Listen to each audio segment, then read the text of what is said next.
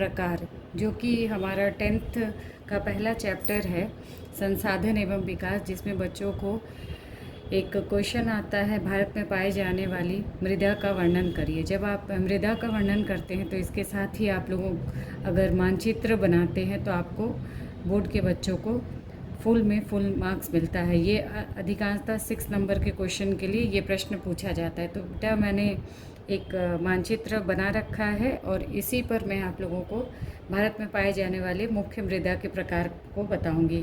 तो भारत में कितने प्रकार की मृदा पाई जाती हैं? 6 प्रकार की। 6 प्रकार की मृदाओं में कौन कौन सी है? सबसे पहले हम ऊपर से शुरू करते हैं। अगर मानचित्र कभी भी भरिए तो आप अगर ऊपर से याद करेंगे तो आपको याद रहेगा। सबसे पहले ऊपर पर्वतीय मृदा या इसे वनीय मृदा भी कहा जाता है। तो ये कहाँ से कहाँ तक है?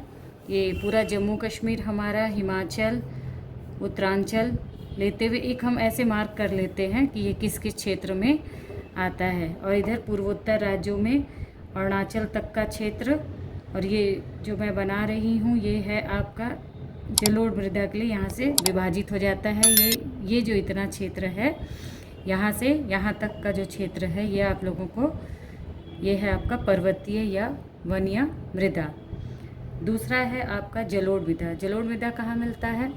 जलोढ़ मृदा नदियों द्वारा लाए गए निक्षेप से निर्मित होता है। तो नदी वाला क्षेत्र हम लोगों का ये पंजाब है, हरियाणा है, उत्तर प्रदेश है, बिहार है, पश्चिम बंगाल है और असम। असम में गंगा ब्रह्मपुत्र जो है, ब्रह्मपुत्र नदी बहती है, तो गंगा ब्रह्मपुत्र और सिंधु का जो क्षेत्र है वो हमारा जलोढ़ मृदा का क्षेत्र है। तो हमारा जलोढ़ मृदा, और इधर गुजरात के साइड में भी छोटी छोटी नदियाँ जो हैं निकलती हैं। तो ये पूरा क्षेत्र जो है हमारा जलोढ़ मृदा का क्षेत्र है। ये वाला पार्ट, ये जो मैं बना रही हूँ, ये पूरा ये जो पार्ट है, ये पूरा नदी, ये दक्षिण भारत से निकलने वाली नदियां हैं। तो ये पूरा क्षेत्र जो है हमारा कौन सा होगा? ये पूरा क्षेत्र हमारा जलोढ़ मृदा का क्षेत्र है। 3rd नंबर में है मरुस्थलीय मृदा। मरुस्थलीय मृदा हम सभी को पता है कि मरुस्थलीय मृदा जो है वो राजस्थान के इस हिस्से में पाया जाता है। तो ये हमारा मरुस्थलीय मृदा हो गया। अब काली मृदा। काली मृदा सबको पता है कि दक्कन का पठार जो है वो काली मृदा के लिए प्रसिद्ध है। तो ये हमारा दक्कन का पठार है और ये हमारा काली मृदा का क्षेत्र है। अब आता है लेटराइट मृदा। लेटराइट मृदा कहाँ पाया जाता है? लेटराइट मृदा सबसे अधिक वर्षा किस क्षेत्र में होती है? मॉनसून राम कहाँ पर है? तो ये है आपका कौन सा क्षेत्र? मेघालय। ये पूरा आपका जो है ये लेटराइट मृदा का क्षेत्र है।